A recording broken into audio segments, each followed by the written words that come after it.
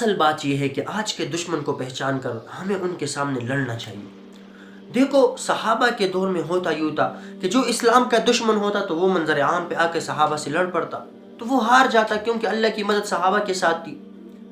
یا اگر کوئی سازش کرتا بھی تو وہ کامیاب نہیں ہو سکتا تھا، کیونکہ صحابہ معاشرے میں غالب تھے، اللہ نے ان کی مدد کی تھی، اللہ کی مدد سے ان کے خلاف ساری سازشیں ناکام تھی۔ لیکن آج کا معاملہ بہت الگ ہے۔ آج کا دشمن سر عام نہیں آ رہا ہے، منظر عام پہ آ کر ہمارے ساتھ نہیں لڑ رہا ہے۔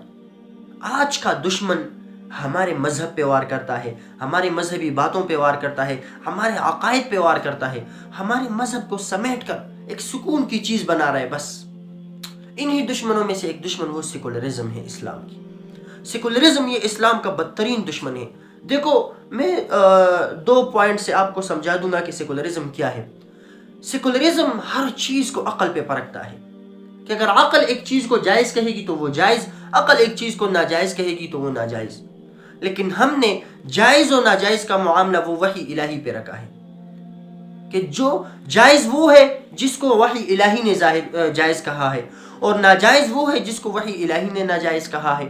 تو ہمارے بالفاظ دیگر اگر سادہ الفاظ میں بیان کروں تو شریعت کے اندر جو جس چیز سے ہمیں علم ملتی ہے وہ 3 چیزیں ہیں۔ ہمارے حواس خمسہ ہے، ہمارا عقل ہے، اور جہاں عقل کام چھوڑ دیتی ہے وہاں سے پھر اللہ تعالیٰ کی وحی شروع ہو جاتی ہے۔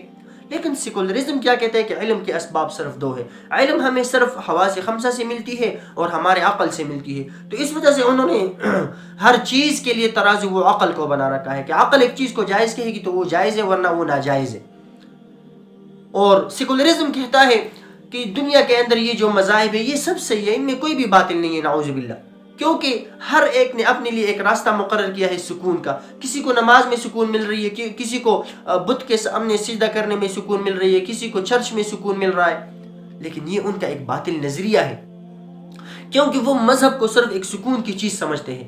وہ لوگ کہتے ہیں سیکولرزم جو سیکولر لوگ جو ہوتے ہیں وہ یہ کہتے ہیں کہ دیکھو آپ بندروں کا تماشا کرو اس میں آپ کو سکون مل رہا ہے، یا آپ جا کے نماز پڑھو اس میں آپ کو سکون مل رہا ہے۔ نعوذ باللہ یہ ایک ہی چیز ہے، برابر ہے، کیونکہ وہ آدمی وہاں پر سکون حاصل کر رہا ہے بندروں کے تماشے میں اور آپ نماز میں سکون پا رہے ہو۔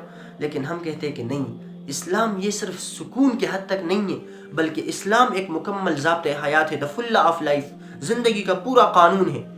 اور یہ لوگ کہتے ہیں، جو سیکولر لوگ ہوتے ہیں، یہ لوگ کہتے ہیں کہ ہمارے جو معاشیات ہے، ہمارے جو معاملات ہے، ہمارے جو تجارات ہے، ہماری جو معاشرتی زندگی ہے، اسلام کا اس سے کوئی بھی تعلق نہیں ہے۔ ہاں عبادات کے حد تک اسلام نے ہمارے لیے ایک نصاب مقرر کر رکھا ہے تو ٹھیک ہے، لیکن جو ہماری معاشرت ہے، ہماری معاملات ہے، اس کے ساتھ اسلام کا کوئی بھی تعلق نہیں ہے۔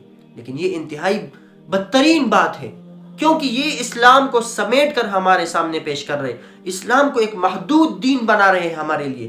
اب ان سیکولرزم کے خلاف لڑنا ہمارے لیے انتہائی ضروری ہے کہ ہم اپنے اسلامی رسومات اور اسلامی عقائد کو بچا سکیں، کیونکہ اسلام یہ صرف سکون کا ذریعہ نہیں ہے بلکہ ایک مکمل ضابطۂ حیات ہے۔ اسلام نے عبادات بھی وضع کی، معاملات کے لیے بھی قوانین وضع کیے، معاشرت کے لیے بھی قوانین وضع کی، اسلام نے اخلاقی اصول بھی ہمارے لیے بنائے، اسلام نے ہمارے لیے سیاسی اصول بھی بنائے۔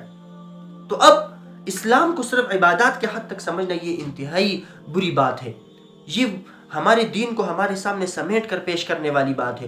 ہمارا دین ایک مکمل ضابطۂ حیات ہے جس نے زندگی کے ہر شعبے کو بیان کر دیا ہے۔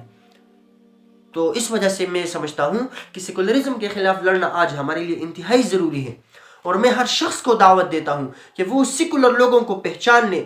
جہاں پر خواہش پرستی کی بات آ جائے تو بس سمجھ لینا کہ یہ سیکولر قسم کے لوگ ہیں۔